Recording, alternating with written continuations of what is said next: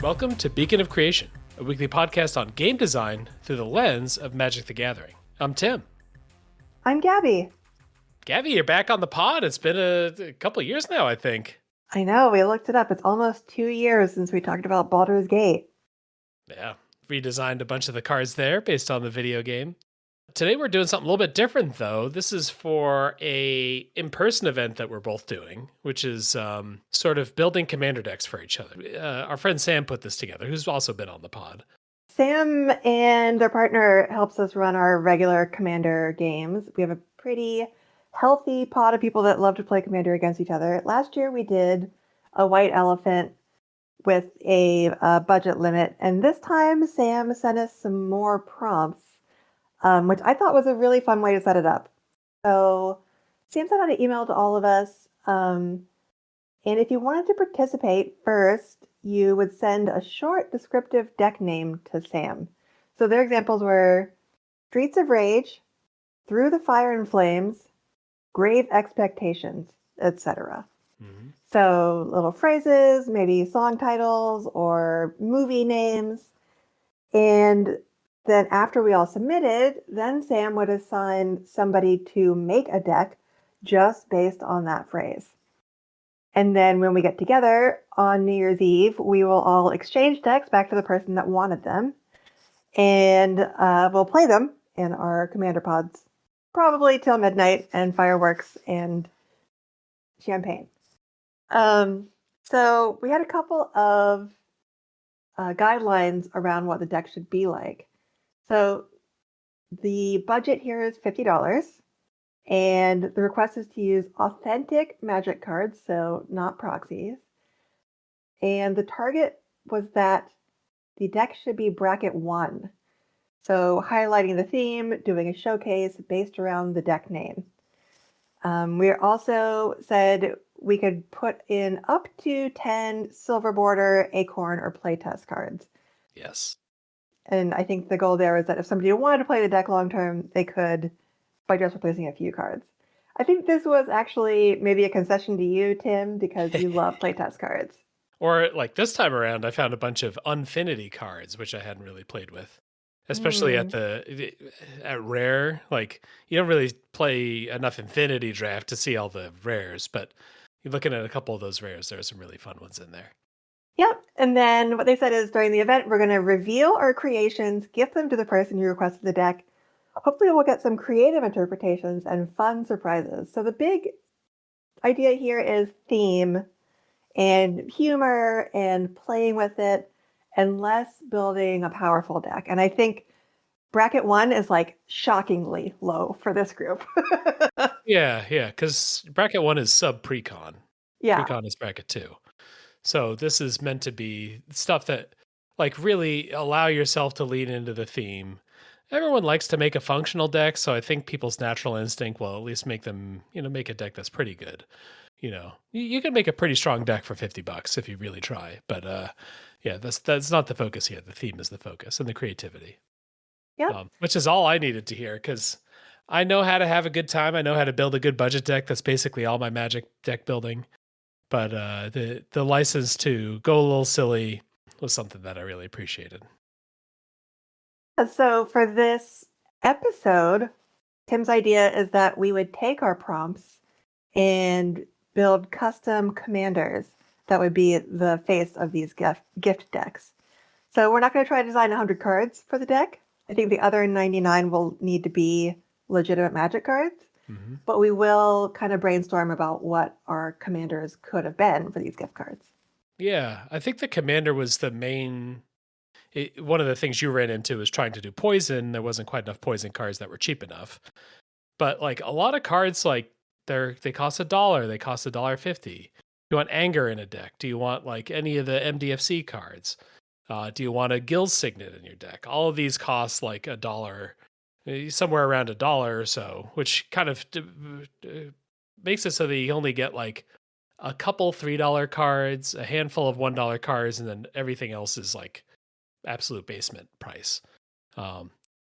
But the main constraint, I would say, especially when you were building your deck, was finding a commander that felt like it hit the theme hard enough. So I think by designing a couple commanders.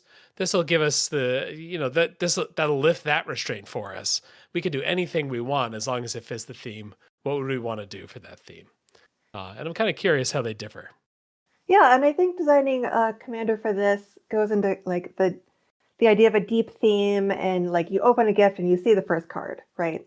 The commander card. Yeah. And you want to know how it relates to the theme. So I think really just focusing on that one, and Yeah. then maybe imagining what the rest of the deck could be without designing Yeah. all of them. Yeah. Would there be enough cards to fit this theme? Right. I might not be able to get through with like a Hobbit deck. There might not be quite enough Hobbits, but Right. I could expand it even a little bit more, and then I might have enough cards. Yep. For my assignment, so remember the way this was set up is sort of like a Secret Santa, except you don't know the person's name. You know the person's theme. So I was assigned the theme Mischievous Chaos. So I don't know exactly who in our friend group this belongs to, which also made it a little harder to pick like the right like commander and the right composition. But my assigned theme was Mischievous Chaos, so I had to think of, what does mischievous mean in Magic? What does chaos mean in Magic? And then what can I do to make a functional deck that has enough of those cards? I'm a pretty big fan of goofy multiplayer shenanigans, so I already have like a decent background in what cards are fun for that kind of environment and what cards are silly, what cards make you laugh, and then especially with the addition of some uncards and stuff, I think I could really get there. But I think one of the things that I kept running into was hitting both mischievous and chaotic was pretty hard. One example might be mischievous feels to me like a fairy theme, like little blue fairies or something like that. But fairies aren't really chaotic. They aren't really messing with everything. They're tricking some things so that they can come out on top. And I guess from the other side, chaos often is like, devils or red creatures, warp world kind of stuff. But if it's just all chaos and all nonsense, that doesn't feel mischievous. Mischievous does feel a little bit intentional. Yeah. Why don't you talk about the deck that you ended up building first, especially the commander, and then we can talk about new ideas for your commander. Yeah, so I looked around at a lot of things. Like I said, I looked at blue. I couldn't find a commander that really fit. So I felt like the next best color to pair with red would be black. And black red, is in kind of the devil, little jerks realm of, you can steal cards from your opponent, like a Gonti kind of effect. You can often take control of cards. You got a little bit of removal. You can do some other kind of silly things. So I settled on black red, and then I just kind of looked through cards look through commanders that could give me a functional baseline. And then what I ended up doing was just stuffing all my favorite cards in there. So the commander I ended up going with was Lock Treasure Hunter. This is a Final Fantasy card. 1 black red for a 2/3, so 3 mana 2/3. Lock can't be blocked by creatures with greater power. And then he has the ability Mug. Whenever Lock attacks, each player mills a card. If a land card was milled this way, create a treasure token. Until end of turn, you may cast a spell from among those cards. The stealing aspect of this really puts it firmly in the mischief, where you're going to be playing somebody else's cards. Yeah. And the chaos, to me, is the top of the deck aspect. I think that the combat part is not really that relevant to me, it just is requirement to do it. Yeah. And the treasure, again, I think is a little bit of a side grade on theme. But where I really like it is that you don't know what's on top of their decks. You're just going to see 4 cards, including yours, and play one of them. So that feels very mischief and very chaos to me. Yeah, I felt like gameplay wise, I really got what I needed. I can put enough fun cards in here. The extra treasure in there means that I'll have a little bit extra mana if I have to cast some weird spells. While Lock is off attacking, if I don't see a good card to cast, I could just cast one of the chaotic spells that I stuffed into the deck. I think the only thing that I really feel like I missed with Lock as the commander is that the art here, the character is actually kind of mischievous. Lock from Final Fantasy VI. He is pretty mischievous, but the art is not really selling that. The art is just like a treasure hunter opening a treasure box. And I feel like if someone put down Mischievous Chaos as their like a theme, they might want a little bit more of a gremlin, like a little bit more of a weirdo. Yeah, it doesn't feel very playful. It feels pretty serious. Yeah. I think the gameplay will be silly, but the initial read will, or the initial first impression might be a little bit of a disappointment, but hopefully the gameplay from there on out really goes over the top. So deck wise, maybe I'll mention a couple of the cards here just so we can get an idea of some of the things I put in there. I put in like 10 mana artifacts just because I feel like you'll have a lot of things that you can cast. You want a lot of mana to cast all the things that you're getting off the opponent's deck. And I have some kind of stapley stuff like an Abrade or a Rakdos Charm or a Terminate. I allow a little bit of boilerplate in there. But I tried to find cards that also fit with Lock. Lock mills everybody, right? So when Lock attacks, each player mills a card, and then you get treasure, maybe get to cast spells. But milling everybody tied into a card that I put in here, Abyssal Harvester from Foundations. Tap, exile target creature card from a graveyard that was put there this turn. Create a token that's a copy of it, except it's a nightmare, blah, blah, blah, then exile all the nightmares. So if you have this Harvester out and you attack with Lock and you see anything that's at all cool, you get to basically like raise dead it right away. You only get one nightmare at a time, but other than that, like you get whatever the coolest thing that gets milled during the turn. Or it also works if someone kills a creature, anything that hits the graveyard, you get to take. Yeah, that's a really cool addition. I guess when I first read it, I hadn't thought about the fact that it mills instead of exiles. I think I had seen the red exile effect so many times. Yeah. But yeah, they actually do end up in the graveyard, including yours. I played around a little while with some kind of reanimator stuff. And like maybe I'll put some expensive creatures in here and then attempt to reanimate them. Mm-hmm. But first of all, the good reanimate spells are all expensive, so it was like difficult budget wise. And even the reanimate targets are probably expensive. And then the targets are also expensive. I felt like I could get away if I could have like 5 cool reanimate spells. I could just count on reanimating my opponent's stuff, but even the spells themselves were hard to fit in the deck. Mm-hmm. Locke is a rogue, which means that he is an outlaw. Mm-hmm. Thunder Junction style. So I've got Laughing Jasper Flint, who is a Rakdos lizard rogue who basically at the top of your upkeep, you're going to look at an opponent's library, but you get to look at more and more cards the more rogues and other outlaws you have. So he's a fun way to get some stuff because you have a couple rogues going here. And then I think the other half of the deck are just big, impactful spells that are either fun or funny. A kind of classic multiplayer mayhem card that I felt like really helped with the chaos amount is Rite of the Raging Storm, which is an enchantment for 5 mana that has a funny line of text first. Creatures named Lightning Rager can't attack you or planeswalkers you control. But then what it does every turn is every player gets like a ball lightning every turn to aim at anyone but you. Yeah, that's fun. So a little bit chaos, you're moving the game forward also, which is nice. Did you put a lot of goad in the deck? I feel like that's something that you put into a lot of your multiplayer decks. That's another thing where the budget can get to you, because like even like most of the like solid gold cards are like a couple bucks because they're commander prints or whatever else. Mm-hmm. So I actually didn't have a lot of opportunity to do that. I guess one thing I did get to do is put in a decent number of like kind of chaos warp effects, like stuff that puts stuff into your opponent's deck and gets something back out to kind of, diffuse whatever the worst threat is by giving them some random thing related to it. There's one from Baldur's Gate that basically like you zap a thing and then they sort of cascade into something with the same type, Wild Magic Surge. Mm-hmm. But then also there's a playtest card, Wormhole Warp. I'm curious how people are going to handle this card when it gets cast. Exile target creature and opponent controls. That player reveals cards from their sideboard at random until they reveal a non-land card. They may cast that card without paying its mana cost. I don't know what sideboard people are going to use. This we're putting things back in the Richard Garfield zone by like people at the table have to just decide how the rules work. Yeah, the sideboard in our commander games, I don't think is a thing. Yeah, exactly. I'll have a little backpack of sideboard cards that, just the leftover cards that didn't make it into the deck.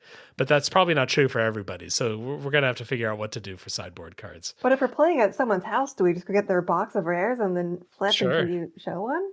We're in the Garfield zone when we do that, and which is part of what I appreciate. That's Another card that I've been meaning to cast for a long time and just haven't had the deck for it is called Eldritch Pact. It's a 7 mana black spell that target player draws X cards and loses X life, where X is the number of cards in their graveyard. So maybe use this on yourself to draw 11 cards in the middle of the game. Or if there are some graveyard decks out there, draw 30, take 30. Yeah, that's pretty wild. I mean, you don't really have a way to discount things. You're going to get like maybe a treasure return off your commander. So a 7-drop is a pretty funny addition to a commander game. But these are all low powered decks, Yeah. so maybe we will get that far where you need to draw that many cards. And I've got some kind of cathartic reunion, sort of like Right. looting kind of cards too. Yeah. Another one that sort of plays into that is Mizzix Mastery, which I happen to have. So the other part about constructing this, I went through our box of rares and just pulled out about 40 cards. But Mizzix Mastery lets you basically like flashback a spell from your graveyard or overload to flashback all instances sorceries from your graveyard. In a high powered deck, this spell is like kind of known to be obnoxious, like in regular constructed commander.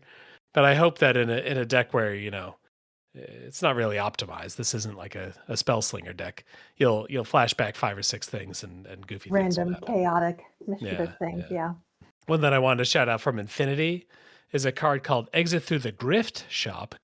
And this is a 3-mana sorcery. I'm going to read this rules text. It's a little unusual. Yell, "Who wants a souvenir?" and announce the name of a non-land card in your graveyard. Each player in an ungame who can hear you may bid life. You start the bidding at 0. The highest bidder loses life equal to the high bid. They copy the card and may cast the copy without paying its mana cost. If you didn't win the bid, you gain life equal to the high bid and create that many treasure tokens. Nice. So it could be somebody in your game, but it could be somebody in the room.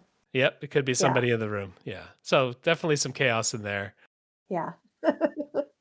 The other table has to pause the game for a second. That's what I'm hoping. We were given the okay to include some uncards. So Yep. I wanted to make sure to get some in there. I've got some other. I got pretty close to my budget of 10 uncards. I probably put about 7 of them in there.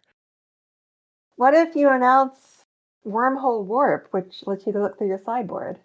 And then somebody has to run across the house to get the box of rares out of the other room. Yeah. I think I would bid on that, and I would grab a box of rares. It feels like some of your chaos is uncards, which I think is very you, especially at this gift exchange. Yeah. And some of the mischief is maybe missing a little bit Oh, okay. to me. Yeah. I have, yeah, I guess like Chaos Warp or whatever is not totally mischief. Yeah, it's just removal. I mean, people think of it as removal. It's chaotic, but it just feels like removal sometimes.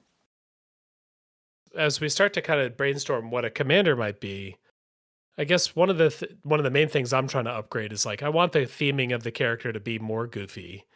Like a fairy, I think, is the starting point, but it could be any sort of like probably Lorewind creature or something. We got Universes Beyond, so we could even use real characters if we wanted to get silly. Mm-hmm. And then drilling down even further into what would feel like mischief. A real classic card to me in terms of mischief that I always try to shout out to people is a blue card called Wrong Turn, Mm-hmm. which is a 3-mana blue instant. Target opponent gains control of target creature. You have to read this twice to kind of understand what's going on. It's sort of like mind control, but you don't keep the card. Someone else keeps the card. You're getting attacked and you don't want to be hit. You send it to some other player, and you maybe even make a deal. Hey, if I give you this creature, will you keep it away from me? And they say, oh, yeah, of course I would like that Eldrazi. Thank you for the Eldrazi. I promise not to attack you with it. That to me is kind of mischief where I'm sort of picking winners. I'm kind of a little bit picking on people, but hopefully in kind of a fun way. Yeah, so that's something that I'm looking for in a new card. Right. Yeah, I do think where I think we're missing is I feel like blue should be part of the identity of this commander. And it's a little bit of a cliche for me, but I think my starting point is it? Because I think that is closer to what I was hoping to find. I couldn't find a commander that felt like a mischievous sort of little imp. But I think there are the blue cards that I'm looking for where I couldn't quite find quite the same level of mischief in the black cards. If we start with Is It and we think about what the commander could be, I think fairy's a really good flavor place to start. Yeah. Do we want to think about like one of the planes where we know there are fairies? I don't think we ever got like a actual Is It fairy on Eldraine, even though Eldraine has like a fair number of fairies. So that could be a good place to put it. I was thinking Eldraine fairies too, and specifically, maybe because I've been playing Once Upon a Galaxy, like a candy fairy. Oh, okay. Yeah, yeah. I feel like that would be a very cute, like we have like Mischievous Chaos, like stealing things, or like even like Brazen Borrower, an existing card. Just the art on that is so cute because they're stealing things. So I feel like something more like that flavor, and maybe literal flavor if they're a candy fairy. One of the things we can start to figure out is if we want blue and red in here, we definitely want something related, maybe not the literal, instant card label, like whenever you cast an instant, blah, blah, blah, blah, blah. Hmm. Maybe not something literally like that, but it should be sort of something about this commander is allowing something to happen at a weird time. Okay. Well, I had a concept earlier, and I was trying not to think too hard about it because I didn't want to use all my thoughts when we weren't on the pod yet. I love it. Saving the content for the pod. But I also really wanted to build that crime deck. Mm, And I feel like crimes are mischievous for sure. okay. Yeah. So targeting somebody else's permanent, targeting their graveyard, or targeting the opponent. I Yeah. think that could be a really cool trigger for like a fairy type ability. I don't know exactly what the ability would be, Yeah. but I think that could lean into the mischievous aspect of it. And I remember when I tried to play that crime deck, everybody at the table would just yell "crimes" when it happened, Yeah. and it was so fun Yeah. to commit like tiny crimes, like lands that deal 1 damage are suddenly a crime. Yeah. Bouncing something is suddenly a crime. Yeah. You had Marchesa in one of our Mm-hmm. leagues, which is maybe we'll look at a couple crimes here to get some ideas. But Marchesa is one of the rares. Whenever you commit a crime, you can pay 1. If you do, look at the top 2 cards of your library, put 1 in hand and the other in the graveyard. When you commit a crime, you can pay 1 to draw but better, Mm-hmm. which is a classic formula for commanders. When you do X, draw a card. Marchesa, at least in the league, was really encouraged to basically play a bunch of removal and stop the game. Yeah. Keep the table clear. Yeah. Yeah, so I guess one of the things that if we're going this crime route, we don't want well, I guess we would control the contents of the deck, but Right. ideally if we're doing crime stuff, we have some sort of crime payoff that helps move the game forward as well as, give you some advantage. One of the kind of commons that might start to look like a way to do that is Raven of Fell Omens, which is a bit like a little bird. Whenever you commit a crime, each opponent loses 1, you gain 1. Right. I think we can do something funnier than that. It is a good baseline. It is the kind of thing that we want to start to think of. Let's see some other crime payoffs. Gisa, whenever you commit a crime, create 2 tapped zombies. That's pretty good. A green crime creature. Whenever you commit a crime, you basically get a land off the top of your deck. Whenever you commit a crime, get a mercenary. Whenever you commit a crime, mill people. Mm-hmm. Karavek, whenever you commit a crime, you can basically give a black card flashback in your graveyard, sort of. Whenever you commit a crime, Lazav becomes a copy of something. Copy is kind of chaos and Yeah. mischief. Like you take a copy of somebody else's something. Yeah. Yeah. Could you do something like whenever you commit a crime, target creature becomes a copy of another target creature? So I guess that's kind of complicated. Yeah, we don't have to use the word crime either if crime doesn't feel quite right. I was just Yeah. thinking about it, how it's fun to build a deck around that. Fairies have rules. Fairies have and it's funnier when a little tiny guy is talking about crime. But go Yeah. ahead. Well, I think the other word in your prompt is chaos, right?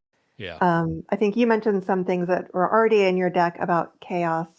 So you talked about chaos warp being like removal with deck shuffling and similar type of effects. We also have the lock card, which takes chaos in terms of other people's decks, flipping off the top and casting. One thing that might be hard with budget, but I think could be cool to look at are things like Discover or Cascade, like off your own deck. These are low powered decks and they're also budget decks, so it may not work, but I could kind of see crime leading to that kind of effect being a way to help you win the game more when you do crimes. Yeah. I guess there's something in the neighborhood of that is also like polymorph effects.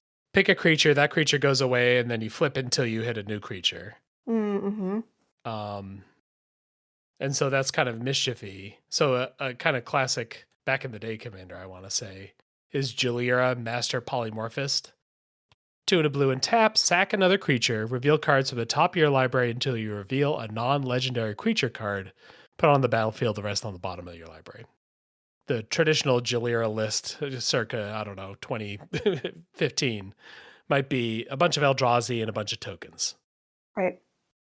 That is a fun thing to do. People did that. It's like Jalira was a commander you saw back in the day. Mm-hmm. I think something in the polymorph zone is pretty cool. It's a little hard, kind of like the reanimator thing, for us to do the full polymorphy sort of plan. This was even like a modern deck for a while of having tokens and then like Archon and other humongous targets. So it is Right. a fun thing to do that people have been motivated to do across a bunch of formats. Right. And being able to arbitrary, polymorph anything is also a pretty enjoyable thing. Kind of like the wrong turn aspect or the chaos warp aspect. If that's going away, someone will get compensated, but maybe not you. Yeah, that's a good point. Yeah. Yeah, I was kind of worried about in the Cascade Discover polymorph zone. The Yeah. targets for that, I think, are just too many dollars for this event. Yeah. Like Yeah. anything that's worth cascading into is going to be $5, $10. Yeah. Basically any Eldrazi. Yeah. I guess maybe if we could maybe think of a zone kind of like a Marchesa or something but instead of like trying to kill your opponent's stuff, you're just transforming your opponent's stuff. Mm. And somehow you come out ahead there. So I'm thinking of the sort of like fairy trope of replacing a baby with like a fairy baby, right? Like a Mm-hmm. crib swap kind of thing. Mm-hmm. So what if you could polymorph your opponent's stuff, and then whatever it polymorphs into is goaded? Oh, yeah. That's pretty cool. That gives you the game ending aspect because, attacking has to happen. You aren't going to get clobbered for doing this because it's goaded. So polymorphing your opponent's stuff plus making sure it doesn't attack you back, I guess. Yeah. Yeah, I like that idea because I think I also want it to feel like a card you would put in a deck, like you personally, Tim. And I feel like the Yeah. goad does give it that feeling. Okay. I'm glad it goat is part of my brand. I'll take Yeah. that. I guess maybe let's try to get some rules text. That is pretty close to like a card's worth of text. Yeah. Like we maybe get like flying, we maybe get a one-liner ability. But yeah, writing that out, let me give it a shot. Let me Yeah. take a draft of that. And I think we probably would want to put like a flavorish token on it to remember it's goaded or Yeah. enchant it with like Maybe a fairy in a addition to its roll. other type. Yeah. Yeah. It could be a roll. Yeah, that could be Yeah. good too. Um tar- Oh, Wild Magic Surge. I was looking up some example text. Wild Yeah. Magic Surge, which is in Baldur's Gate, which is, 2 years ago or whatever. That like destroys the permanent and then they reveal. I thought it'd be exile, but maybe I thought, going forward we would just use exile instead of destroy. Hmm. I guess part of the flavor of Wild Magic Surge is it's not totally a swap. Like it's not a character transforming into another character. It is like some magic spell gone wrong. So destroy is more appropriate there. Right. I guess should we start with the Chaos Warp text itself? Let me get the actual text here. The owner Mhm. of target permanent shuffles it into their library, then reveals the top card of their library. If it's a permanent card, put it on the battlefield. We want something more generous than that. We want to go until there's a creature, I think, Yeah, yeah, yeah. if we want to goad it. But I do think one nice thing is it would be cool if you could do it to your own. Like if it didn't say opponent. So Chaos Warp is anybody, right? Yeah, Chaos Warp is anybody. I would be surprised if people have been Chaos Warping their own stuff. Right. But I guess the main reason to lock it to opponents is you get to make it you get to really tighten down the mana cost of this. If you Mm-hmm. can use it on your own thing, hey, we're not going to abuse this card because we're making the deck ourselves. But a Right. lot of times it's nice to design a card that could exist. And if you can polymorph your own stuff, you're probably getting Yeah. closer to to the Jalira cost. Right. All right, so maybe I'll start with the Wild Magic Surge text. So that one is destroy target permanent and opponent controls. Its controller reveals cards from the top of their library until they reveal a permanent that shares a card type with that permanent. They put that card onto the battlefield, and the rest on the bottom of their library in a random order. So you get to make this a little bit shorter because it's always locked to creature. You can say shuffle a creature into its owner's library, blah, blah, blah, blah, blah. And you don't have to say shares a type, blah, blah, blah. You don't have to do that Yeah. stuff. I guess it's whether we're okay with destroy. That is a funny thing to say. Yeah. I'm okay with exile too. Are our choices destroy, exile, or shuffle into library? Yeah, put on the bottom. Yeah, you get maybe like 7 or 8 words back, but it's still pretty wordy. It's hard to make this like a real tight piece of text because you have to like say it goes onto the battlefield, and you also have to say where the other cards go. So it could be like they put that card onto the battlefield with a charm counter, and then second line creatures with charm counters can't attack you or are goaded. That's a good question too. Do we want the goatedness to be attached to the original effect, which means that it would stick around when our fairy goes away? Or like you said, creatures that are charmed or whatever. Yeah. So that if you kill the fairy, that shield goes away and then people can start attacking you. Seems fine. Like the counter doesn't go away, right? Like if you can replay your commander, which you can because it's a commander. Yeah. You've already made an enemy by doing this, so that now they have like twice the incentive to kill your commander and attack you. Mm-hmm.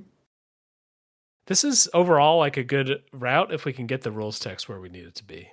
Should it just be regular good as just one turn? Yeah, they get 1 attack off. Yeah. Is that not long enough? Well, the idea is that we've replaced the baby with the fairy baby. Like he doesn't stop being a fairy baby. Yeah. So another idea I was thinking, can we do this at a different time? Like rather than arbitrarily being able to tap to, fairify something, can we do this at some other time? If this were like an instant or something, it would be kind of fun to say like, oh, when they cast a spell, whoop, it's been verified. And now, something happens to it. We could do that with a commander, but commanders are very on board. So Yeah. it's like if it had like tap, People would just not play creatures then. target creature spell, blah, blah, blah, blah, blah. Yeah, I think if it targets on the stack, people just won't play their creatures, which would slow the game down too much. Yeah. So maybe that's a little hard. I guess maybe instead of this like polymorph stuff, maybe it's more important to just do this kind of like fairy goading thing. And all the words that we need to use for chaos warping is too much, and also too on board, and also too, intense. So what kind of goad commanders are there already? The one that comes to mind for me is Furcrag, which is another Baldur's Gate card, which is a medium-sized dragon.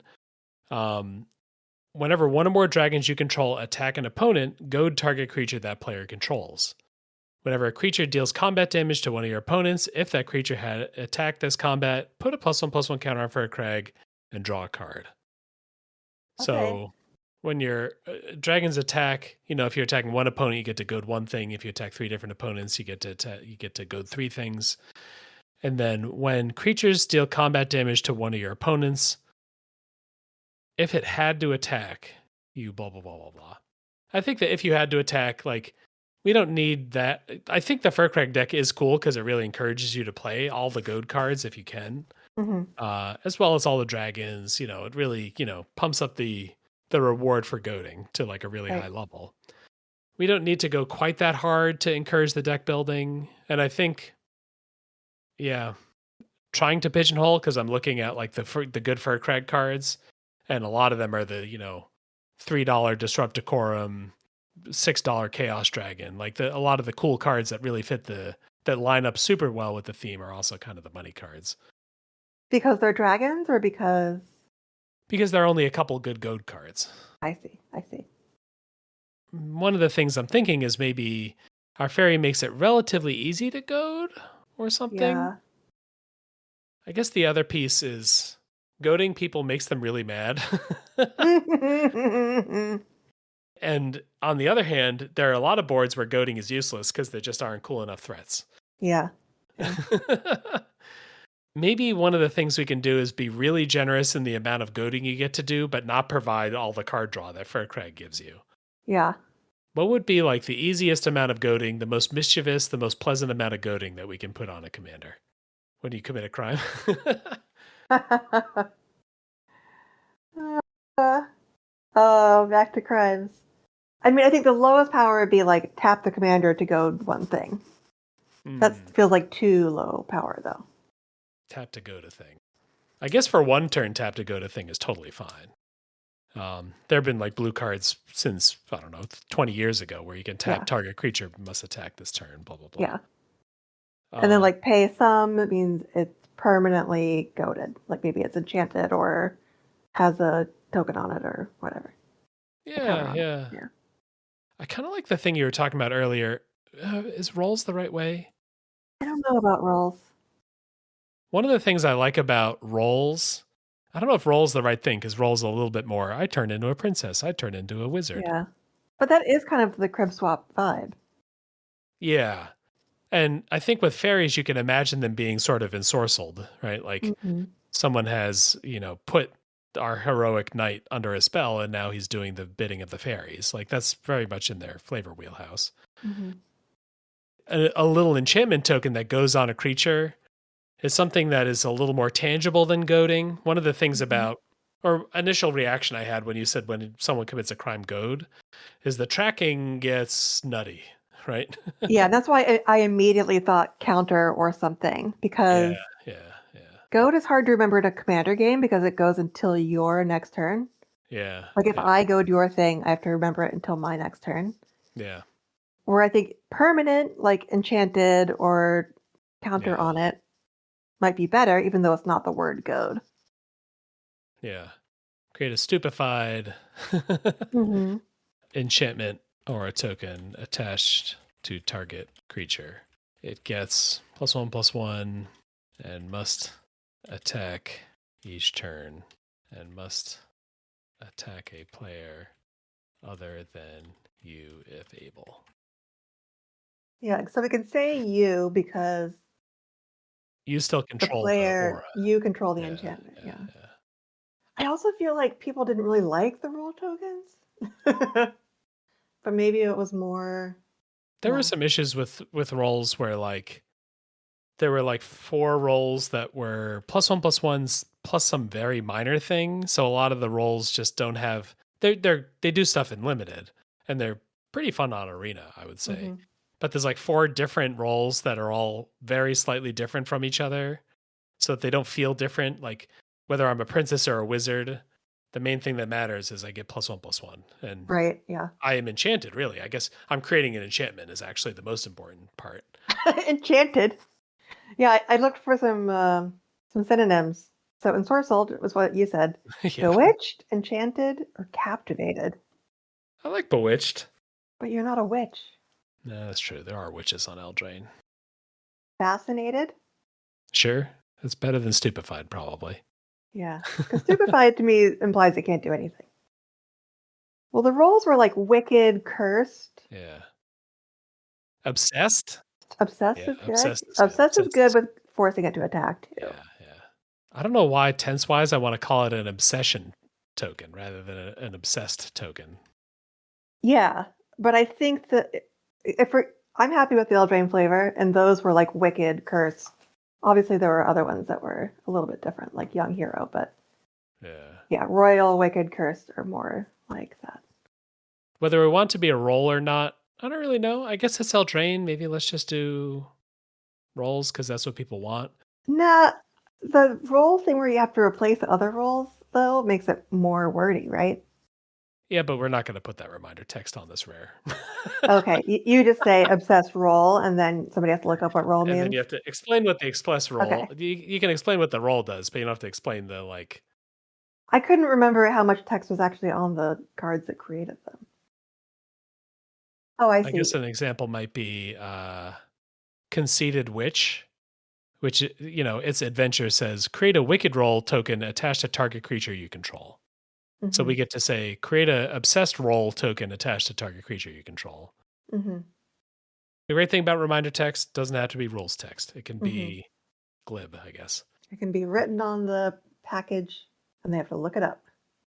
Create an obsessed roll token attached to target creature. It gets +1/+1 and is goaded. Great news. This is not a lot of rules text. Yeah. So we have room for other stuff if we need Yeah. to. This could be a tap ability.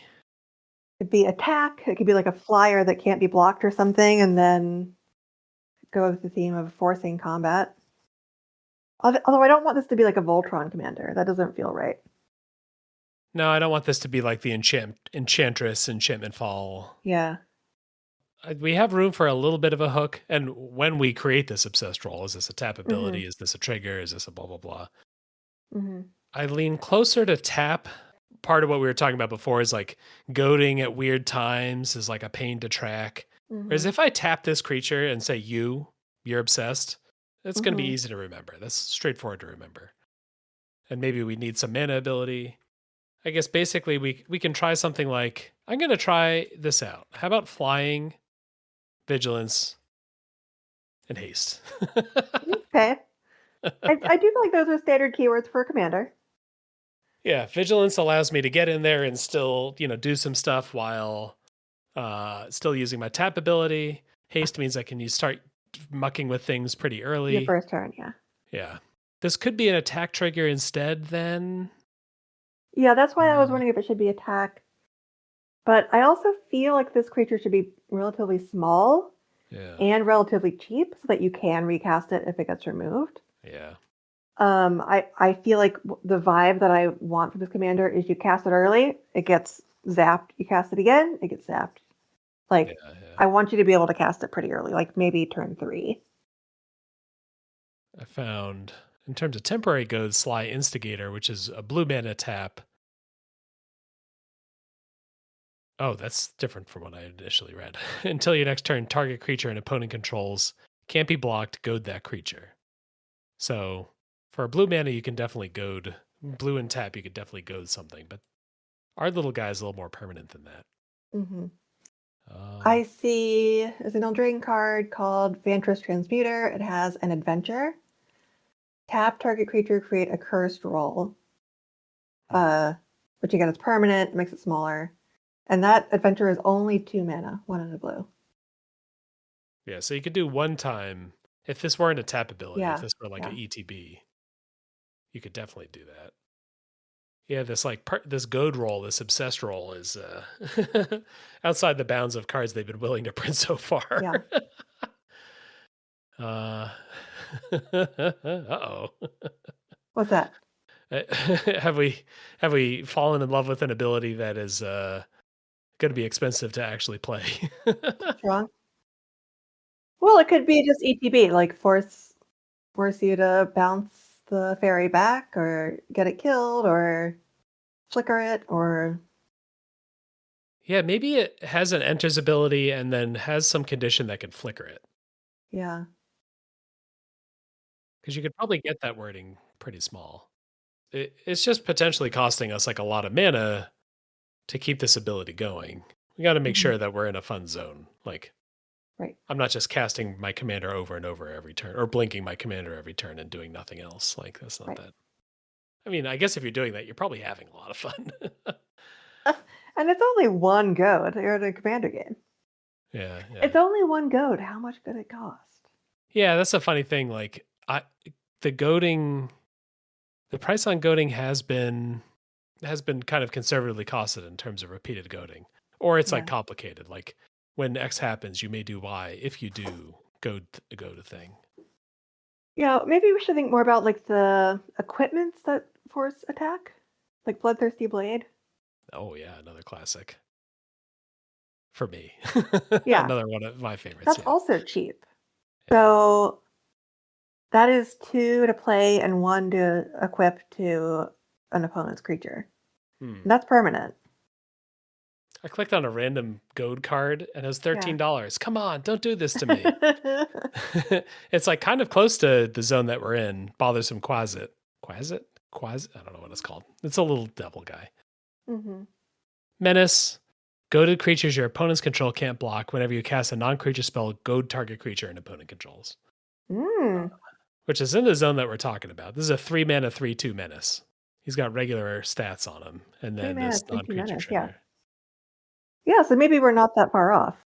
Casting a non-creature spell, so you do an upfront investment in getting this closet down, and then Mm-hmm. from then on out, You're getting paid off for it. Yeah. you're getting paid off for it. Yeah. This obsessed roll is so cool, though. No, I think it's good. We're just trying to cost it. Yeah, the cost is just.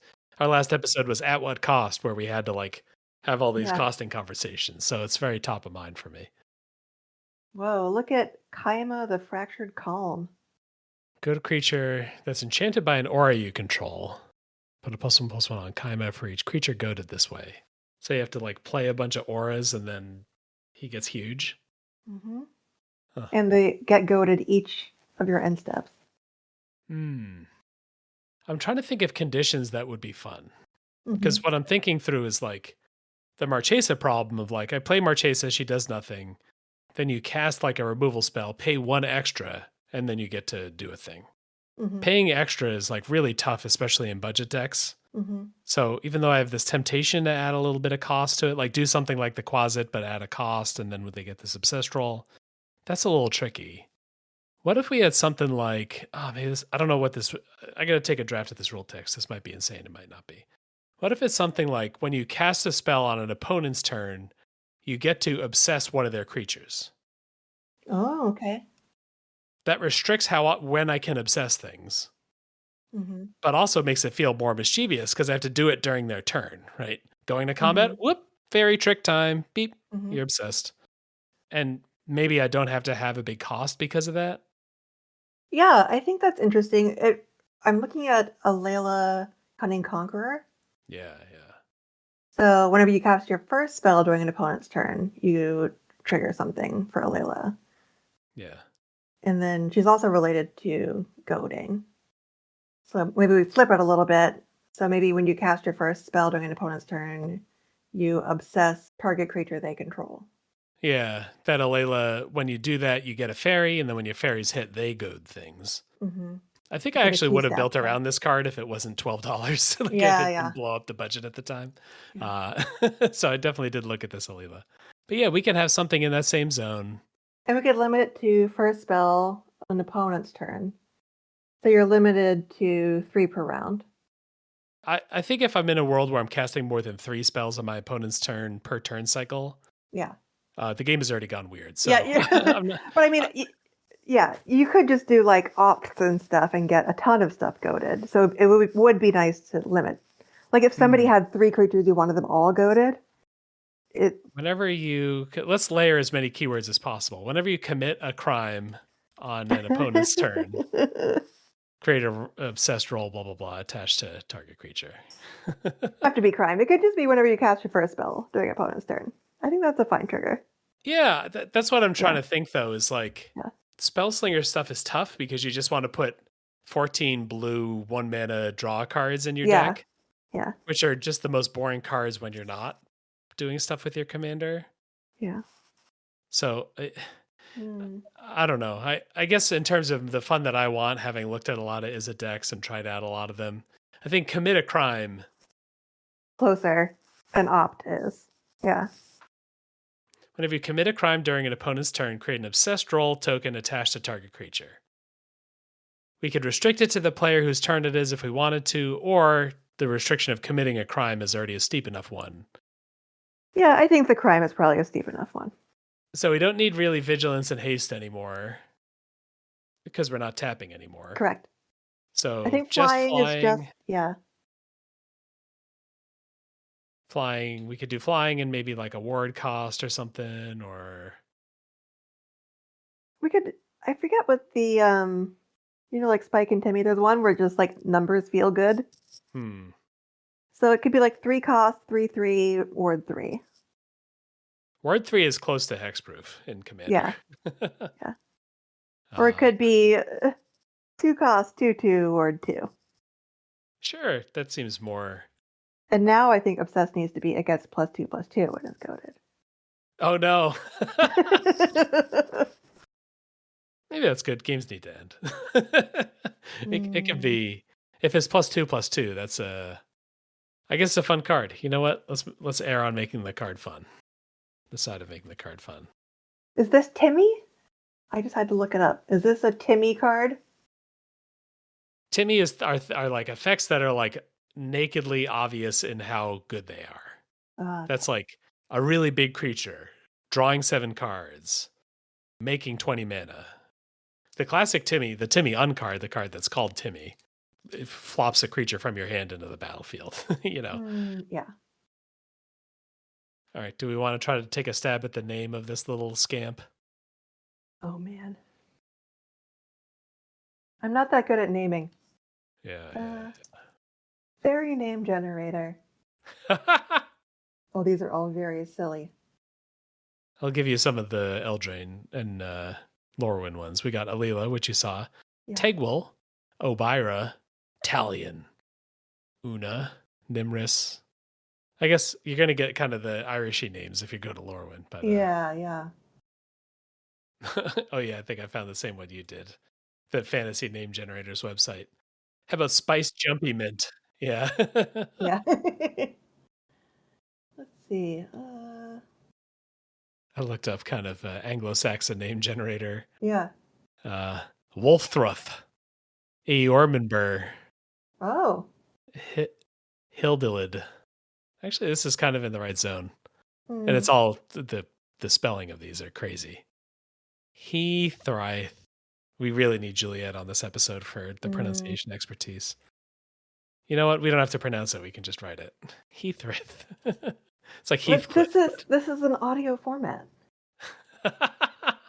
Athilda. Os. I like I think if we tweak around Athilda around, that sounds good. It's kind of like Matilda, but without the M. Yeah, that's pretty close. Yeah. Athilda the Broker. You know what? That's pretty good. Yep. Athilda the Broker. If you're trying to name your D&D character for Baldur's Gate 4 or whatever, you'd be like, done. We're good. Athilda the Broker, legendary creature, fairy, rogue, flying ward 2. When you commit a crime on an opponent's turn, create an obsessed roll attached to target creature. Gets +2/+2 and is goaded. And it's a 2/2. I love it. Yeah. I would play a commander deck with this. You need to commit a bunch of crimes. Yeah. Yeah, I think it'd be easy to find budget crimes, right? So I think when I was building the deck with the other commander, there were things that were like weirdly 1 damage for no reason. And those count as crimes. So I think it would be fun to put those like kind of backlist cards in the deck. Deal a damage, draw a card. Or even like your lightning bolts or whatever. Or your your blue spells that like target creature gets -3 power until end of turn, draw a card. Yeah, or becomes a frog until end of turn or whatever. Yeah, you get a lot of those. And then anything that's instant you can kind of throw in here. So you could just have all your favorite funny untargeted crimes to just like have your mana up and do fun things. It does really encourage cheap instant targeted spells, for better or worse. Like even sorceries aren't very good. I guess it encourages counter spells. Counter spells work, yeah. Yeah. Seems fine. This card has like no engine to it, for better or worse. Yeah. There's no card draw. You don't get any treasure like lock. You don't get access to new cards. But in exchange, it's got like rate-wise a pretty powerful ability. Like it turns all your targeted abilities kind of at least into like a combat trick, +2/+2. And then also just sowing all kinds of discord. Yeah, it has no way to refill the hand, which maybe is a weakness, but it's got blue in the cost, so Yeah. A little less of a concern for a blue card than other colors. All right, I'm happy with that. Okay, we'll move on to the deck that I needed to build for the gift swap. And my prompt from our friend Unknown is the phrase, "If you got the money, honey, we got your disease." In the jungle. Welcome to the jungle. I really wanted to lean on the jungle side of this, but I couldn't quite get it working how I wanted because I wanted disease in there too. Hmm. And the first deck I built was a budget poison deck. Mm-hmm. But I think, like we talked about, the budget is really challenging because a lot of people like to play poison. Yeah. So a lot of staples just went over budget. And so where I ended up on that list, I cannot remember the commander's name. Yeah. Ixhel, who's like a Yeah. Phyrexian angel. And it was a precon, like a poison precon. And that precon costs $110 if you were to assemble it. So, uh-oh. Yeah, so where I ended up is the commander itself isn't that expensive, but again, the 99 was so expensive. It was just like a deeply downgraded precon. Yeah. And I think it would be fun to play the precon probably, but there were so many downgrades that I was worried it just wouldn't be fun to play. Yeah. Yeah. So Tim was over on his computer having fun putting his uncards in and putting his playtest cards in and laughing at what he found. I looked at my list and there were like no laughs in it. And then we kind of said, okay, let's start over. Let's start with a fun commander concept and see where we can take it. So the deck that I ended up building uses 2 uncards as the commander. We're like, we can't find what we need in the normal commanders. What else can we do? Well, we can look through the uncommanders. And there was like a cycle of partner commanders in the unworld. We thought either between some of those uncards and maybe like a real partner or anything in that zone, we could get something pretty fun. One of the other things that we noticed looking at those partners is that they are all performers. They're all kind of rock stars, which felt like it fit the Guns N' Roses Welcome to the Jungle piece pretty well. Again, thinking about like a flavor first gift. Yeah. Bracket 1. We want this to be fun from just the first 2 cards you see. So we have partner commanders, and the partners that we picked are Ignacio of Mira's Marvels and Nocturno of Mira's Marvels. So I'll read you Ignacio first. Ignacio is 2 and 2 red, legendary creature lizard performer, like you said. As Ignacio of Mira's Marvels enters the battlefield, choose armor, blood, book, bottle, fang, fire, scroll, spear, sword, or water. Whenever you cast a spell with a chosen object in its art, create 2 treasure tokens. And it has partner. Regular partner, not like doctor partner, not like hero partner, like regular partner. So it could have taken a high power card as a partner, but we put another uncard in. The treasure half of this jumped out at you first because it was like, if you've got the money, honey, I've got your disease, blah, blah, blah, Right. blah, blah. So we're like, okay, this is treasure. This is treasure. Let's look at every partner. Yeah, to try to get jungle or try to get disease or try to get anything. Yeah. Yeah. But the card we ended up with is Nocturno. The card we ended up with is Nocturno of Mira's Marvels, which is 2 and 2 black, legendary creature, vampire performer. As Nocturno of Mira's Marvels enters the battlefield, choose a word with 5 or more letters. Whenever you cast a spell with a chosen word and its rules text, you draw a card and you lose 2 life. And it also has partner. So the realization here is if you can kind of have, so you need to have cards with objects in their art.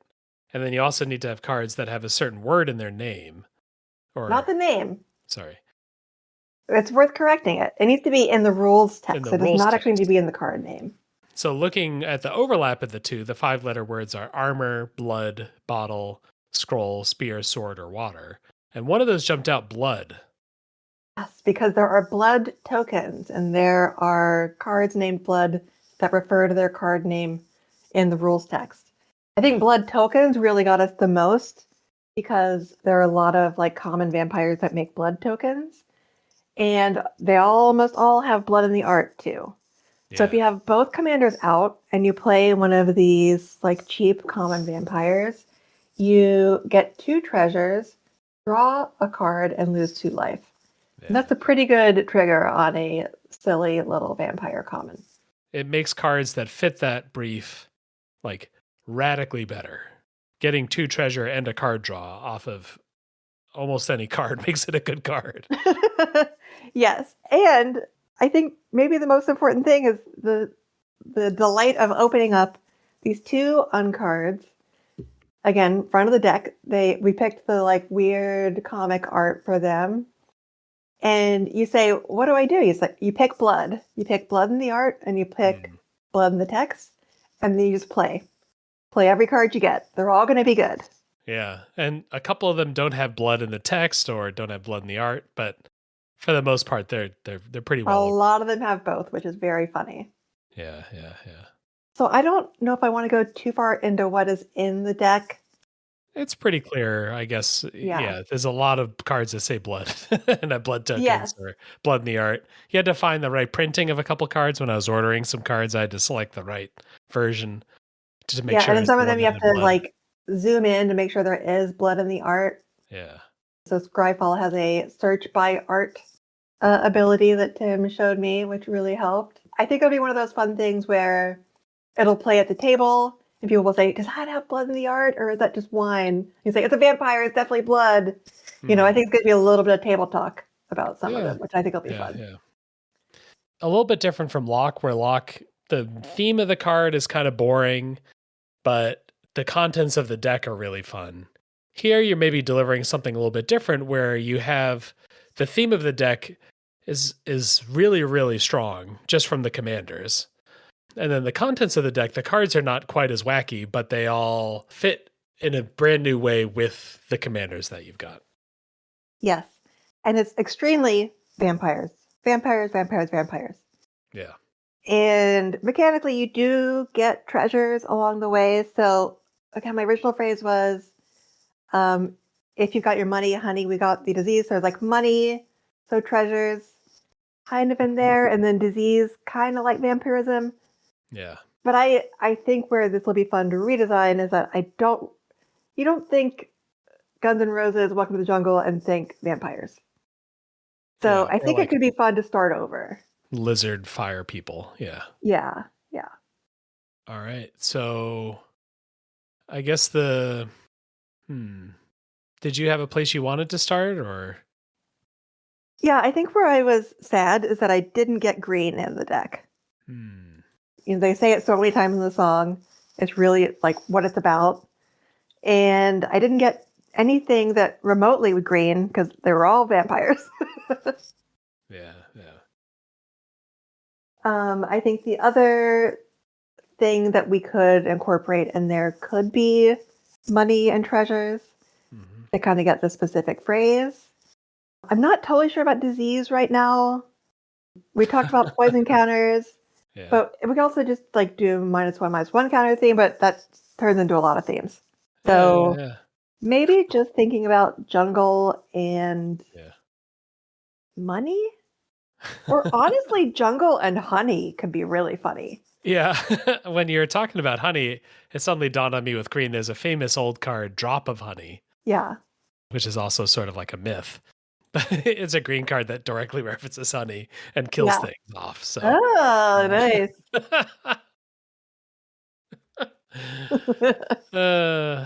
Yeah. But I mean, honey could be insects, bees. It could be bears.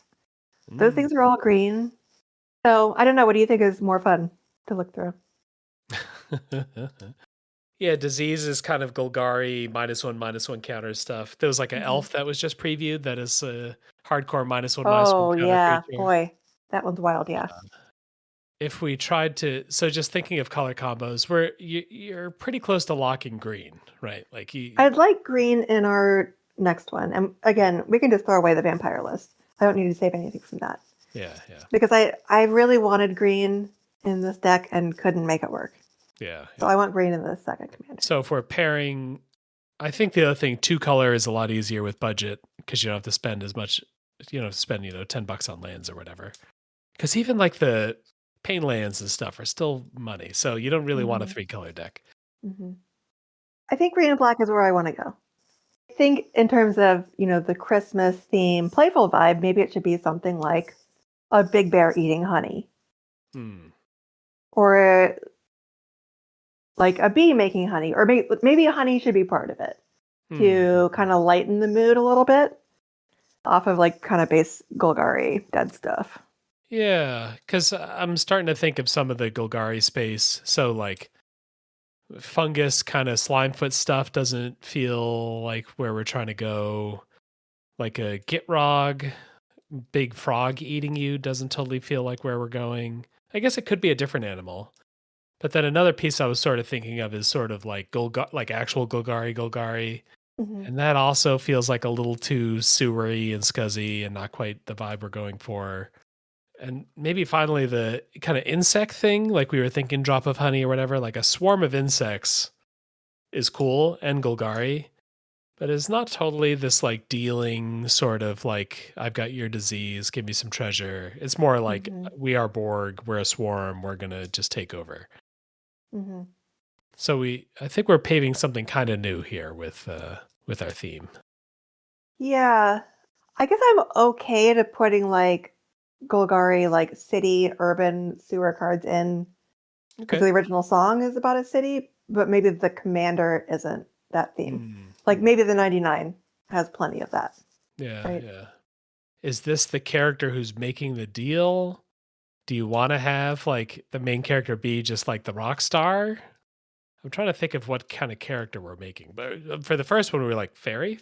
Like Yeah, we were, right. It was pretty obvious. Yeah. yeah. Feels like we kind of want at least a kind of fun vibe. Yeah.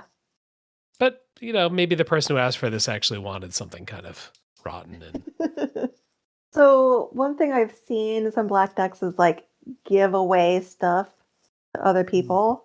Mm. So it could be cool to kind of have like a giveaway your permanence kind of deck. Just thematically. Adam had that deck where the commander that like makes a token for everybody every turn. Yeah. What was that guy called?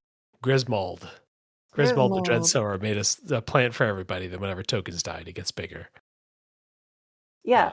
I kind of like that flavor. So everybody gets something, but then things are dying. I think it's a good starting point. Yeah. It could be cool, like whenever a creature token dies, get a treasure. So it's more like money. I'm getting a brain blast. What if it's something where it's like an ability that anybody can activate? Okay. Yeah. It's 3 mana, create something. Yeah. Like they get a thing, you get a treasure. The roughest of rough drafts. This is not exactly what I'm trying to do, but like pay 3 mana, you and I both get a thing. Yes, I love it. Yeah. Is there Greenblatt group hug stuff though? I don't know. We're trying to just make it tempting for people to buy into this, whatever this is. Yes. Yes. And I guess the bar has to be such that it's better than whatever someone was going to spend their mana on. Right. Yeah. So, for example, a thing that wouldn't work is like 3 mana get a 1/1. Mm-hmm. Like 3 mana get a 1/1 for yourself in like a draft game. That's actually kind of okay. But doing that in Commander, there's no way that's ever going to be good enough. Like it'd have to be like 1 mana get a 1/1 for that to start to be like the kind of thing you'd want to do instead of your deck's own plan, because your own deck's cards are probably going to be better than just making generic stuff. Right. Both players draw a card, or like both players get a land. Yeah. There are those green cards where everybody like chooses whether they want to land or not, and then the caster gets the most. Yeah, tempt with discovery. Yeah. Yeah, and I feel like that's very commander-y, obviously. Yeah, that is a fun effect. Yeah. I mean, maybe land is too boring, but let's talk about it for a bit. Yeah. Because it could be like somebody puts 3 or 4 mana into it, and the person who spent and the owner of this creature both get a land. Yeah. And so that's like cultivate without spending a card. Would people do that? I don't know. Like if it was like rampant growth or something. Yeah. You had to get a basic or whatever restriction, right? But then like I think it has to be kind of like your opponents can cast Rampant Growth when they want to. They give you some bonus. Like Hmm. it has Yeah. to be on that level of rate for the other players to want to do it. Yes. Yes. They're not directly experiencing a downside, but by giving you something, Yeah. they gave something up in order to do that. So Yeah. like a button on the level of, yeah, you are the Golgari player, and I say I'm going to slam this button for 2 mana. I get a Rampant Growth, and you get Sapperling or whatever. Hmm. Like if it's worse than that, if it's like 3 mana, I'm really unlikely to want to do that. Because Hmm. it's kind of expensive. I need to be doing other stuff with my turn, getting on board, playing synergistic cards, stuff like that. Hmm. We really have to like put this delicate sort of balance on it. I guess the thing that's nice balance wise is if the benefit that the Axl Rose player gets is too high, then opponents just don't click it. So it can't be too strong in that way. Hmm.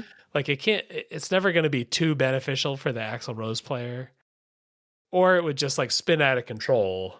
Like, I don't know, 2 mana make a 4/4 or whatever, something crazy Hmm. where the opponents are really incentivized to just hammer that button all the time. But then they're all kind of benefiting from it. It's hard to underprice it too badly, I guess is what I'm trying to Yeah. say. Well, I think maybe in terms of like what the character could be like, I was Yeah. thinking about Ixalan and like cave diving kind of stuff, and maybe it's like the last vendor before you go on your adventure, Oh. who's like trying to help you, maybe, but is getting rich off of it. Ah. The person who runs the only store in a prospecting town, kind of Yeah. under junction-y. Yeah. I don't really remember all the flavor of Ixalan. I didn't play a lot of it. But I was Yeah. thinking like dinosaur jungle. Like, why is there a vendor in the middle of this dinosaur jungle? Hmm. They must be making a Yeah. lot of money off the people that are diving through this cave. I guess we are a little tough on Ixalan because Ixalan blue, white, and black green had no flavor really. Yeah. They were not part of the tribes and they just were kind of like hang-ons. So Yeah. we don't get a lot provided to us by the canon, at least. Right. So we can make it up, Yeah, or like I was kind of looking through some plant-based cards like Phylath making plants, or their flavors like huge elemental. I think I want more of like a person. Yeah. There's a lot of witches, like Baba Lysaga is what you had last year for your deck Right. that you got. I don't know that we're totally going over to like zombie wizards or whatever. Hmm. I guess it could be. It could be like a grody lich kind of character. Something about the sort of presence of a rock character is appealing to me, like a lead singer sort of. Doesn't have to be an actual performer, but like a charismatic person, I guess is what I'm saying. Like a Oh my Vraska gosh. maybe. What's that? When you said rock character, I thought you meant literal rock. Let's have a literal rock star. Yeah, why not? Let's do it. Yeah. Wonderful. I guess that's Roxanne, That's right? all. Is Yeah, it's Roxanne. Roxanne makes rocks. She's in the wrong colors, though. It's a living planet, so it's a rock star. You take it to outer space. What if it's just like a heavy metal rocker? Like a Korg. What's his name? Korg from Oh yeah, the Corey. Marvel movies. Yeah. I guess people could sort of do a thing that represents coming to your show or something. Mm-hmm. What is the black green musician? You know what I mean? Underground. Playing underground club. Yeah. Okay. Maybe they have to give you creatures. That's pretty Golgari creature-y. I don't know who would want to do that, but Oh my it's gosh. totally... Okay, what if it's called Guns for Roses? And you get a rose, like a land, and I get a gun. Yeah. I don't know what a gun Your would be. arms dealer Treasure. or something. Yeah. Yeah. Yeah. I feel like I don't know if I can do it without red. I don't know. Yeah, the rock. It's hard to get the hard rock without the Yeah, yeah. red. If we go green and red, then we have Guns N' Roses in the color symbol, G and R. And we could put Roxanne in. We could put like, Oh, that's true. hmm. Red green is definitely where like all the like reckless satyrs and party people Oh yeah. like Xenagos just wants a huge party and other characters like that. Yeah, what if it's like a red green satyr that like wants the Mm. party? So like group hug theme. Like, Yeah, hey, just pay me and I'll get you a cool thing. yeah, yeah, yeah. And then other people want to do a thing to interact with your commander. Your commander is getting bigger, maybe, as they have more fans. Could Like you're be, getting yeah. counters Like on your creature. it could be something like whenever an opponent searches their deck, something something, and then they can pay to get a land. Hmm. Oh, okay. So rather than it just being like an activated ability that's like 2 mana, rampant growth, someone gets a goblin or whatever, right? But Mm-hmm. all one thing. It could Mm-hmm. be a general clause whenever this relatively common, like not all the time, but whenever this common game action occurs, you get a benefit. And then you have an activated ability that triggers it, but also does a thing on its own. That's kind of more fun to me for Commander because then you can build around the other thing. Like your example of whenever a player searches their deck. Yeah. That's going to be a little awkward in budget, but not. I'm not trying. Yeah, I Yeah. shouldn't be shooting down the individual idea. We're just brainstorming. Yeah. Um, like if it is something like whenever a player searches their deck, your guy gets bigger and you get a treasure. Mm-hmm. I'm making it up. And then there's something where people can hit a button on your commander to say, "Hey, give me one of those things," and also feel free to have that Yeah. bonus. Yeah. But I think that gives you more room to build into the triggered ability. Yeah, yeah. Yeah, one triggered, one activated, basically. And so we need a fun thing for people to do. I guess a Mm-hmm. baseline thing that kind of brings it back to that is like, hey, my satyr gets more powerful, kind of Xenagos style, Mm-hmm. as more people love me. How do they Yep. love me? They show up. Whenever creatures enter, I get a +1/+1 counter. And then people can hit a button to get a creature, to Mm-hmm. get a satyr. And then I get Mm-hmm. bigger and they get a creature. Will people want to do that? I'm not sure. But that's at least a skeleton of a card that would work. Yeah, I like that. So I think creatures entering might be too fiddly, like too frequent, and I think 2/2s might be too small. But I Hmm. think the overall skeleton makes sense. Like I don't know if anybody would pay mana to get a 2/2 satyr. Especially if it has a downside Yeah, realized at some point in the game. yeah. you know, can we get back to the treasure, to the jungle, to the Mm-hmm. if the commander has like an okay enough ability, the sort of bargain ability doesn't have to be the focus of the card. It Mm-hmm. it kind of sounded like you were getting uncomfortable with it being the only point of the card and you wanted Yeah. something that you get to build around half of it and then you get to Yeah, uh I think I still want something to build around even if nobody takes the deal. whereas I was, and I don't think I'm correct here, but whereas I was like, let's work as hard as possible to make this deal as cool as possible. That might just be Yeah. too high a bar design wise to hit. It could be whenever a token enters, you get something. I'm okay with that as a trigger because it's not every turn that something's going to happen with that. Hmm. And tokens feel very red green to me because of Hmm. like, well, I just had Phyleth up, but I could imagine a lot of triggers that would make tokens on my deck side. Yeah, you could find 40 cards that are budget that make tokens. Yeah. Yep, yep. Especially in red and green. And so maybe whenever one or more tokens enter the battlefield, get a treasure, and then the button you hit is like pay some number and get maybe a cool token, better than a 2/2. Hmm. I think you can't do card draw, but you could do the kind of like impulse draw, like exile and you can cast it this turn kind of stuff. Mm-hmm. That's a kind of thing that is pretty comfortably red green. We could play with like the fun everywhere lands. Oh, or whatever those are called. yeah, yeah, yeah. Or they could get like a mana rock, like maybe a tapped mana rock, Hmm. like Svella's Yes, icicle fella. shard things. Yeah. Star something. Yeah.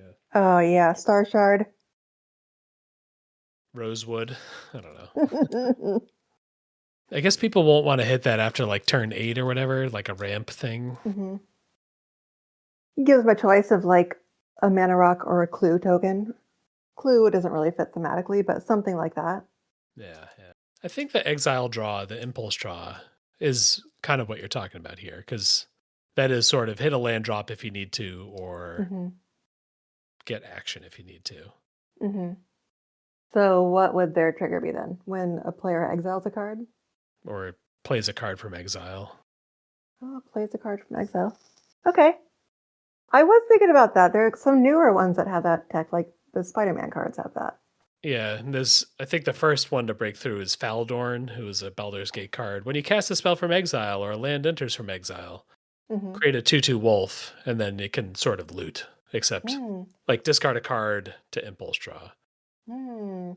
And then a popular red card is just Lelia, who's a spirit. Whenever she attacks, you get to exile the top card, and whenever cards are exiled from your library or graveyard, you get to put counters on her. So there's a bunch of red cards now. I don't know if they're enough, but Cascade is the main reason why that kind of works as a Mm-hmm. build around, because cascading is casting from exile. Yeah. But we're not going to be able to afford Cascade cards in this deck necessarily. Yeah, there aren't that many expensive chaos. I guess maybe there might not be enough, but Yeah. But we are in the right colors for that. Like there might be like Cascade dinosaurs or whatever that are maybe not great, but would definitely let us do this. Yeah, I like that idea. So whenever anyone casts a spell from exile, that's our triggered ability. yeah, And then yeah. the activated ability is pay to let somebody impulse draw. I'm looking at the Cascade cards. So not all these are playable. There are 19 Gruul cards with Cascade in them. Yeah. There's one that we wouldn't play anyhow that's $19. And then the most expensive besides that is $3. So Okay. there are 20-ish Cascade cards that we can put in there. Plus Yeah. there's, all the red cards with exile and blah, blah, blah. Yeah, that's fine then. Okay, so let's have the trigger whenever anyone casts a spell from exile. Do you know what we're getting towards? What's that? Prosper, the Rakdos commander. Oh. Whenever you play a card from exile, create a treasure token. And then he did it for Hmm. yourself. Our Axel Rose here is more group huggy than Prosper is. Yeah. But Prosper, hey, I forgot about the Prosper. names were in the right zone because Prosper is like a top 100 commander probably. Forgot about Uh, Prosper. the like D&D aesthetic of tieflings have like word names. Oh, okay. Or changelings have that too, where Yeah. they have like kind of button non-binary names kind of. I don't know. Noun names. Yeah, yeah. Oh, is exile now in the zone of it's never going to naturally happen by our opponents? Like maybe that's okay. Maybe that's fine. Maybe I shouldn't be freaking out because you are going to do it yourself, and then your Yes, opponents you, have you the build your deck opportunity to around create it. commander. Yeah. Yeah, Yeah. they won't accidentally do it because I was thinking of the creature fall thing or whatever. Yeah. I kind of wanted it to happen accidentally, but maybe that's not what we're worrying about. I think how it could go is you build your deck around it. I definitely want some reason to build your deck around this ability. Hmm. And then the group hug is like an additional activated part. So the group hug part where they hit a button, they get to, and anybody can hit it. They exile, Mm-hmm. and can do a thing. Yep. And then, so do we know what the trigger on Axel is? What the triggered ability is? I think it's whenever anyone plays a card from exile. Yeah, yeah. Oh, sorry, that's the trigger. That's the clause. But do we know what we want it to do? I mean, I would like treasure token just because of the money honey part. But if that's too close to prosper, then maybe not. I don't know. People love treasure. I guess if you just make it different in some way, like if it's get a treasure and a +1/+1 counter. Oh no, it's Uh, let's just start with get a treasure. If we come up with an idea, all right. we can improve it. But I like treasure because of the theme in the original phrase. Yeah. I guess the other question, sort of templating wise, that we got to figure out is So Faldorn's text is like, when you cast a spell from exile or a land enters the battlefield under your control from exile. Yeah. So that's kind of wordy, but it allows like things to enter, lands to enter from exile for some reason. I can't remember why. Like Airbend or something? Yeah, Or get flickered. Earthbend? If Yeah. they got flickered. Not Earthbend. Well, I guess, yeah, Earthbend. If someone soars to plowshares, your Earthbended land, Yeah. and it returned, it would trigger Faldorn. Prosper's Clause is Trimmer, but doesn't Yeah. encompass that weird land stuff. Because it's just whenever you play a card from exile, blah, blah, blah, blah, blah. I think anyone plays is where I want to be. I don't think I need more like corner cases where it also happens. I think anyone plays. So I want lands from exile to count if they are played. If they're played, but not like these other weird cases. Yeah. Maybe there was some mechanic or something that they needed to be compatible with Faldorn that is not that important. So yeah, whenever a player plays a card from exile, blah blah blah, get a treasure. Get a treasure. Yeah. And then we have like 2. This is like a ludicrously strong button to hit, which is maybe what we needed to do, what we were talking about. Because if a ramp deck could just arbitrarily turn 2 mana into the top card of their library, they love that. Like, that's a great button to hit. Should it just be once per turn? Any player may activate this ability once per turn? Yeah. What we were talking about earlier is this kind of balance point between nobody activates this and the card stinks. And like, you demonic tutor every time, so the game warps into a brand new game that no one has ever played. And we have leaned not all the way to that, but closer to that, where now we're playing a game that is different from other games we have played when this is a factor. I guess maybe I don't need once per turn because you're already spending 2 to do it. Like, I know it's strong, but if you're going to like spend 6 to draw 3 cards, but they have to be played this turn. I think that's what I'm saying is like the once per turn restriction is not a restriction that powers it down significantly. There are other things about it that make it really strong, I guess. Yeah. But maybe it's fine. And maybe this balance point that we're talking about makes it so that like, if this had any player may activate this ability, this would have to be like, this would be like 3 or 4 mana if it wasn't restricted. If we give a treasure back, then it becomes like quite good for you again, right? Yes. Because now it's only 1 mana to do for you. My alarm bells are going off. I don't know if I can dismiss that alert though. Like maybe it's okay. A tap treasure token. It could be tapped. Yeah, I would be fine with that. That happens in my pirate deck. I get tapped treasures sometimes. Yeah. That lowers the. Yeah, I'm fine. I do this 4 times in 1 turn. Yeah. Aspect that the owner of this card would get to do. Yeah. I guess the other thing we can control with the fairy, we kind of were priced into making a little guy. Like this could be a bigger boy. Yeah. And then its ability to, if people are that scared of it, Doomblade it twice. And now like. Yeah, it doesn't come back. Yeah. The table has answered it. Yeah. There's some frontier justice there. We play this turn. What about activating at instant speed? I feel like maybe any player can activate it on their turn. It's not that beneficial to activate it at a turn because I guess unless you're playing against a Tilda you have to flick an instant. Yeah, you can't play lands at instant speed. You'd have to like draw instants basically because this doesn't let you break timing rules the way it's worded right now. Right. Which I think is good. I think I'm just like sort of searching. I think this is a functional card that would throw the game on its side, which is what we want. But it's like too straightforward engine. Like it's not it's not unique enough yet. It is kind of unique. Maybe I'm underestimating the any player thing. I'd like a little more zhuzh, I guess. Well, I think we could go zhuzh on like the art and the flavor. Like maybe this is like a really festive Christmas Seder with bringing a bunch of gifts. Like I think that the mechanic is delightful. Okay. And maybe we just up the fun level with name and flavor. All right. Should this person be wielding an axe? Should they have a rose in their hair? Yeah, 1 axe, 1 rose. Or 1 gun, 1 rose. No, axe is good. 1 gun, 1 axe. Could just be named like Axelos. Excellion. Ex- Yeah. yeah, Axelion. Axelios, the King of Roses. Could we do a new token? Somehow King of Roses really made me Oh. want a rose token. Oh. Sure. So instead of a treasure, make a rose token and then have the rose token do Something. I don't know. something. Should we make a new token? Just for flavor?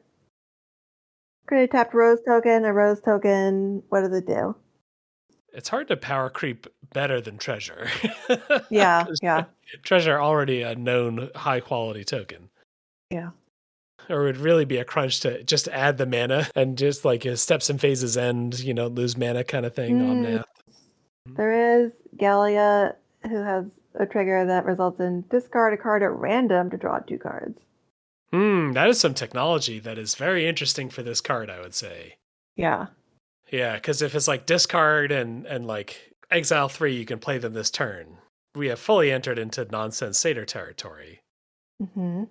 It becomes a way safer card if you can't just hammer it, 4 times in a turn. Mm.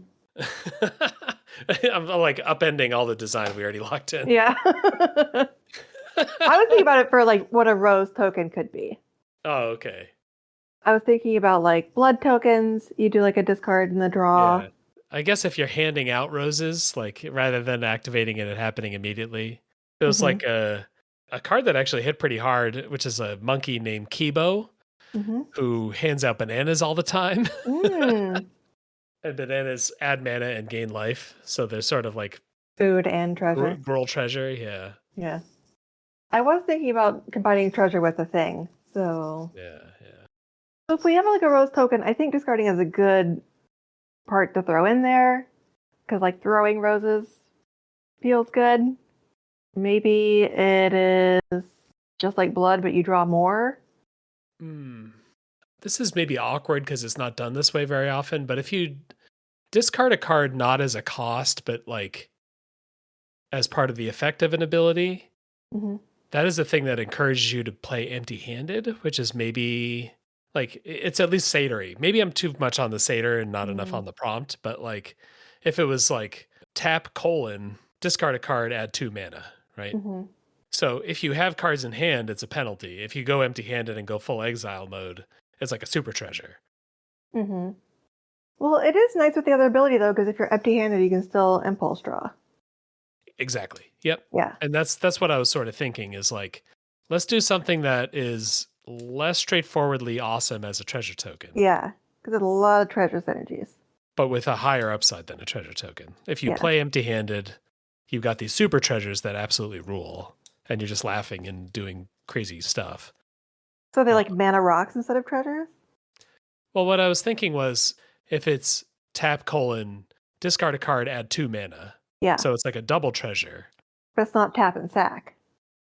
Oh, sorry, tap sack. Yeah, sorry. Okay. Tap stack. Yeah. Great point. I did not say that. Yeah, tap sack. So a double treasure, but if you have cards in hand, you have to discard one. Yeah. You might hold on to the roses for a couple turns and then Mhm. go thermonuclear. Mm-hmm. Have 5 of these, get 10 mana, hammer the button a bunch, or play a bunch of these. The cascade spells are all expensive. So it gives you a way to get up to the 6 mana cascade cards. I don't know. It solves some problems. It's awkward, Yeah. but it definitely solves some problems. Okay, I like it. All right. Let's not force it to be tapped then. Create a rose token with tap, stack, : discard a card. Add 2 mana of any. I got kind of a weird rules thing. So there's some text they've been using on black cards where they say something like momentum breaker here. This thing. When this enchantment enters, each opponent sacrifices a creature or vehicle of their choice. Mm-hmm. This is like extra text that they used to not put on cards. Yeah. Does that make sense? Yeah. But they added it for clarity. I kind of think for this rose token, a thing that would like really make it crystal clear why like that this is not a cost is that you say something like discard a card if able, period. Add some mana, blah, blah, blah, blah, blah. You don't have to say if able. The magic rules allow you to not say if able. Okay. But the if able like really puts a focus on this is not something you have to do to use this ability. This is something that as it result, I don't know. Yeah, This is overkill. that's fine. It only adds 7 or 8 characters, so Yeah. it's not a huge cost. What are we thinking for size for this satyr? The satyr probably can't be bigger than a 3/3 and be a satyr.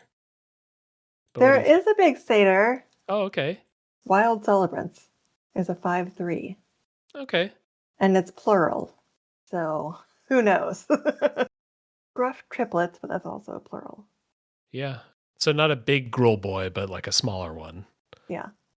Originally, I was sort of toying with this being kind of expensive as a way to limit like how much of our arch enemy you're allowed to become.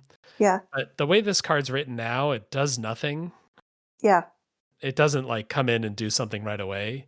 Yeah. So it's maybe okay for it to be like a cheap little guy rather than Okay. relying on, a 3 mana kind of thing. Yep. So like a 1 red green, Yep. and That works for then me. it's got a fair amount of rules text on it. You could probably fit a keyword or two. But if you did like a 3/2 or 3/3 or 2/3, something in there. I don't think it's really going to need to attack. I don't think that's really its vibe. So Yeah. I don't think the stats matter that much. I think 2/3 is good just so it doesn't get absolutely zapped by a small removal, like a shock. But Meteorites don't kill it from Roxanne. Roxanne. Yeah, Yeah, yeah. fair enough. All right, you want to read your card? All right, this is Axelios, King of Roses, 1 red and green. Legendary creature, Satyr Bard. Whenever a player plays a card from exile, create a rose token with tap, sack, discard a card if able, add 2 mana of any combination of colors. Activated ability is pay 2 generic mana, exile the top card of your library, you may play it this turn. Any player may activate this ability, and its combat stats are 2/3. That is a crazy activated ability that is sure to create an unusual game state. Yeah, people will spend their mana on this, I'm pretty sure. Yeah, yeah, They may spend too much mana on it and then not be able to cast the card they find. yeah. But It's maybe a little bit in the Howling Mine zone of like you had to pay the mana, and also your opponents are probably going to activate it first. So you better be building towards it. Howling yeah, Mine has been played many times. Like people have found a way to make Howling Mine good. yeah. That ability is still freaking me out, but I think we're in a good spot. I think you could play this in this environment that we've got, and people would have fun. Yeah, and I think maybe it would break our bracket 1 games. We'll see. Yeah, maybe it's too powerful for bracket 1, but I do think it has a really cool flavor. Giving it a very Axl Rose name is great. I'm actually happy that we made a new Rose token, even though it's a little bit of a heartache to get there. Hmm. But I think it really fits with the original description. If you got the money, honey, we got your disease. So, like, letting people do things, I benefit off of it. They get some advantage. I think people will really interact with this card, which I Yeah. think is what I was really hoping for from this. And I think there's plenty of room to get betrayed, right? You Your opponents like play a couple cards off it, then kill can kill it, yeah. Yeah. And then, or they exile a bunch of cards, kill Exilius, then play those cards. Yeah, fair enough. It really encourages you to get down to no cards in hand, because otherwise you're Yeah, just dumping those cards anyhow. yeah. So it creates an unusual play style Yeah, I think it's cool. with, Yeah, and I can envision the rest of the budget deck, right? So impulse yeah, drawing my own stuff, yeah, maybe playing cards exiled from other people's decks, because that would still qualify for this. So yeah, I really like the idea of building a deck around emptying your hand, playing things from exile, stealing things maybe. yeah. Yeah, feels very very gruel, very satyr. I like that flavor. Alrighty, yeah. So those were our two sort of decks to then build around. We made 2 commanders in only 2.5 hours of recording time. We got distracted. Yeah, yeah, yeah. It's tough to make a commander. Commanders are really, really hard to design. Yeah. You can have a solid idea for a commander in about 10 minutes, but to really hone in on something that's just at the right power level, it takes a long time. And even then, like, I'm still scared of both these cards. Like, I Yeah. would want to definitely play them to know how it ended up. But yeah, that's about it for the main topic. I guess before we head out, the other themes that we had, what was your theme that you submitted, like that you're going to get a deck for in a couple Oh, weeks? yes. I'm so excited. When we meet, I'm going to get a deck based on the phrase the Wonder Twins. I don't know what twins. I don't know where they're going to build around it, but I'm excited to see what my gift is. What was yours? Mine was All Eyes on Me. What if it's like eyeballs? What if it's like Fibble A Tibbet? cyclops. Yeah. Yeah. What if it's Fibble Tibbet?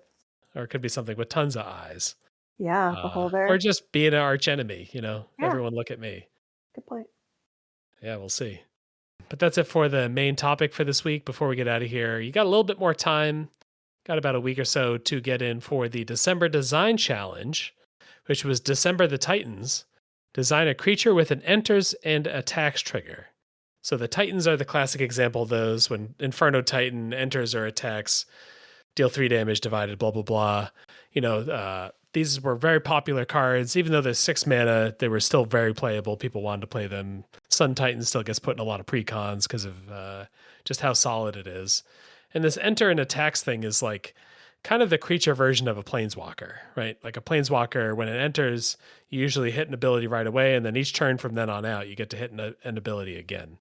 Do you have an enters and attacks card that you can think of, or a Titan that you liked, or something like that? I feel like there are dragons that have this combination. Probably, yeah. Yeah, I think I would build a dragon with this. Okay. But I think I would have something like fire breathing, or not the mechanic fire breathing. Yeah. I think I would build a dragon that when it enters breathes fire on people, and when it attacks breathes fire on people. Okay. It's a cousin of Inferno Titan, something like Yeah. that. Yeah. Do you remember playing with Croxa? Oh Croxa yeah. the Titan? Yeah. Yeah, that enters or attacks. Yeah, that's nice. Roxanne enters or attacks. Right. We already talked about Roxanne. We're looking forward to your Titan-y cards. There are a couple bonus points. One of them, remember the Titans. Your card features reminder text, maybe kind of like my Rose token where I added if able. And then Tai Tin, the card name begins with SN, which is the chemical name of tin. Is that right? Yeah. Standum. Oh, okay. I didn't know that. And that's going to be due January 2nd. So you got a little bit of time. Use some of your holiday time to get us a cool Titan to talk about. Yeah. But that's it for our podcast for the week. You can join Discord with the link in the show notes. Anything you want to tell people about, Gaby, before you get out of here? Or any stuff you've been enjoying you want to recommend? I don't have any plugs. I'm just looking forward to relaxing over the holidays. All right. The anti-plug, the unplug. Yeah, unplug. Find me on the Discord, Tim F. Riley. And most of all, thanks everyone for listening. Yeah, thanks for hanging out.